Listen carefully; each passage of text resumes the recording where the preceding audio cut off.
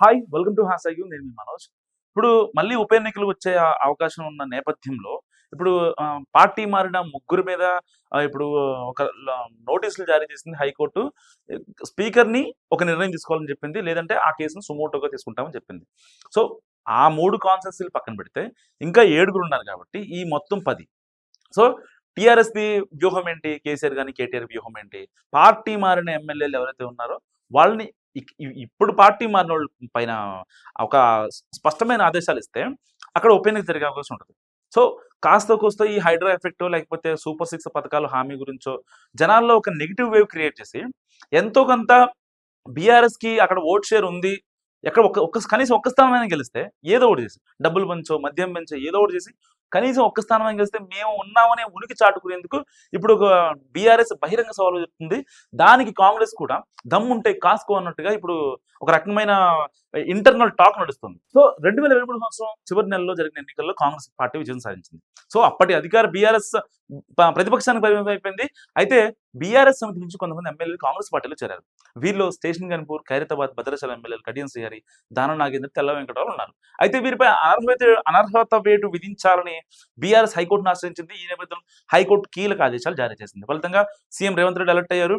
అంతేకాదు ఆయన ముందున్న ప్రత్యామ్నాయాలపై కసరత్తు పెట్ట మొదలెట్టారు సీఎం రేవంత్ రెడ్డి. ఒకవేళ ఉప ఎన్నికలు వస్తే వాటికి సిద్ధం కావాలని కూడా నిర్ణయించారు.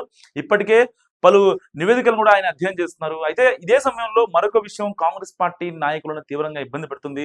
కోర్టు ఆదేశాల నేపథ్యంలో తెలంగాణ రాష్ట్రంలో ఉప ఎన్నికలు వస్తే పరిస్థితి ఎలా ఉంటుందనే చర్చ ఇప్పుడు విస్తృతంగా జరుగుతుంది. భారత రాష్ట్ర సమితి నుంచి 10 మంది ఎమ్మెల్యేలు ఇటీవల కాంగ్రెస్ పార్టీలో చేరారు.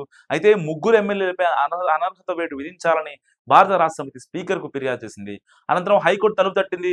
4 వారాల్లోగా చర్యలు తీసుకోవాలని న్యాయస్థానం ఈ సందర్భంగా ఆదేశాలు జారీ చేసింది. సో స్పీకర్ నిర్ణయం కీలకంగా మారింది. ఇప్పుడు ఇక మిగతా ఎమ్మెల్యేలకు సంబంధించిన అనర్హత పిటిషన్లు స్పీకర్ వద్ద పెండింగ్ లో ఉన్నాయి. అయితే ఈ విషయంపై ఎలాంటి నిర్ణయం తీసుకోవాలనే దానిపై కాంగ్రెస్ పార్టీలో చర్చ నడుస్తుంది. ఒకవేళ హైకోర్టు ఇచ్చిన తీర్పుపై డివిజన్ బెంచ్ లేదా అవసరమైతే సర్వోన్నత న్యాయస్థానం వరకు వెళ్తామని కాంగ్రెస్ పార్టీలో చేరిన ఎమ్మెల్యేలు చెప్తున్నారు. అయితే అక్కడ ఎలాంటి ఫలితం వస్తుందనేది ఇప్పుడు ఆసక్తికరంగా మారింది. అటువైపు 16 మంది ఎమ్మెల్యేలు తమ పార్టీలో చేర్చుకుంటే రాజకీయంగా రేవంత్ బీఆర్ఎస్ పై అప్పర్ హ్యాండ్ సాధించినట్లు అవుతుంది. హైకోర్టు తీర్పు నేపథ్యంలో ఈ స్థాయిలో భారత రాష్ట్ర సమితి ఎమ్మెల్యేలు కాంగ్రెస్ పార్టీలో చేరతారనేది ఒక ఇంత సందేహం అని చెప్పాలి. సో ఒకవేళ ఉప ఎన్నికలు వస్తే వాటికి ఎలా సన్నద్ధం కావాలనే దానిపై కాంగ్రెస్ పార్టీలో లోతుగా చర్చ నడుస్తున్నట్టు తెలుస్తుంది. ఏడాది పూర్తి కాకుండానే ఉప ఎన్నికలకు వెళ్తే ప్రజల స్పందన, రాజకీయంగా పార్టీకి ఉన్న బలాబలాలను రేవంత్ రెడ్డి పలు నివేదికల ద్వారా తెలుసుకున్నట్టు తెలుస్తుంది.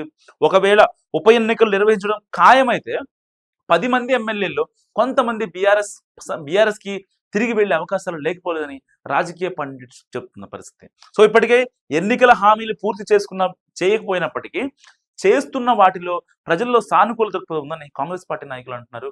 ఒకవేళ ఇప్పటికిప్పుడు ఎన్నికలకు వెళ్తే క్షేత్రస్థాయిలో ప్రతికూల ఫలితాలు వస్తాయనే ఆందోళన కూడా ఆ పార్టీ నేతలతో కనిపిస్తుంది. ముఖ్యమంత్రి ఢిల్లీ వెళ్లి వచ్చిన తర్వాత హైకోర్టు తీర్పుపై ఎలా ముందుకు సాగుతారు, ఉప ఎన్నికలు వస్తే ఎలాంటి ప్రణాళిక రూపొందిస్తారు అనే విషయాలపై ఒక స్పష్టత వస్తుందని కాంగ్రెస్ పార్టీ కీలక నాయకులు చెప్తున్నారు. సో ఈ వీడియో గురించి మీరేమనుకుంటున్నారో నాకు కామెంట్ రూపంలో తెలియజేయండి. చూస్తూనే ఉండండి హ్యాష్ ట్యాగ్.